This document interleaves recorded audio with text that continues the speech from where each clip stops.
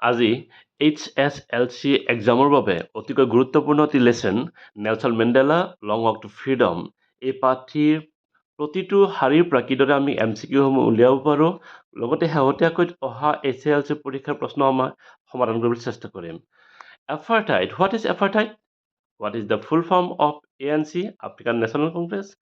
How long did Nelson Mandela spend in jail? 30 years.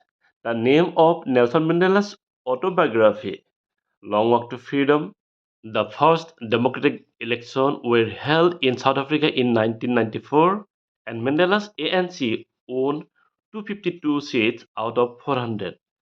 How did people of Africa react after the inauguration ceremony?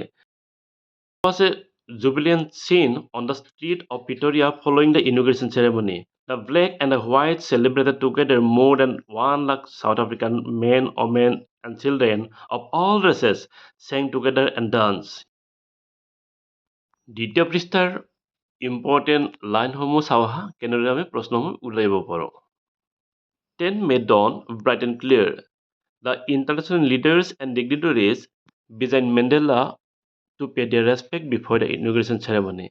The inauguration ceremony took place in the Union Building Amphitheatre in Pretoria.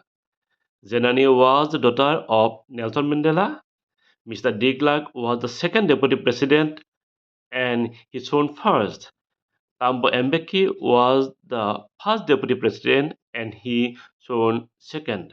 10 May Atom Day বুলি কোৱা হৈছে ইয়াক আমি দুই ধৰণে চাব পাৰোঁ এটা হৈছে কি সাউথ আফ্ৰিকা সাউথাৰ্ণ হেমিস্ফিয়াৰত পৰে আৰু তাত অটম ছিজনটো মাৰ্চৰ পৰা মে মাহৰ শেষলৈকে থাকে তাৰোপৰি অটম ছিজন বুলি ক'লে আমি কি বুজি পাওঁ যে সকলো যন্ত্ৰণা শেষ সাউথ আফ্ৰিকাত এপাৰ্থাইড শেষ হৈছিলে ব্লেকসকলৰ যিটো যন্ত্ৰণা সেইটো সামৰণি পৰিছিল চ' 10 May can be called as autumn day এতিয়া তোমালোকৰ পাল প্ৰশ্নবোৰ চোৱাচোন উত্তৰবিলাক নিজে কৰিবলৈ চেষ্টা কৰা লগতে মেট্ৰিকত অহা প্ৰশ্নবিলাকো উল্লেখ কৰিছোঁ MCQসমূহ দিছোঁ তুমি চেষ্টা কৰা দেই মন কৰিবা এই প্ৰথম দুটা পৃষ্ঠাত তোমালোকৰ চমু প্ৰশ্নবোৰ বেছিকৈ আহে মেট্ৰিকৰ প্ৰশ্নবিলাক চোৱাচোন বাৰু যি আমি মাত্ৰ দুটা পৃষ্ঠাৰ প্ৰশ্ন উত্তৰ কৰিলোঁ পৰৱৰ্তী সময়ত বাকী পৃষ্ঠাখিনি প্ৰশ্ন উত্তৰ কৰিম প্ৰতিটো প্ৰশ্ন আমি আলোচনা কৰিম দেই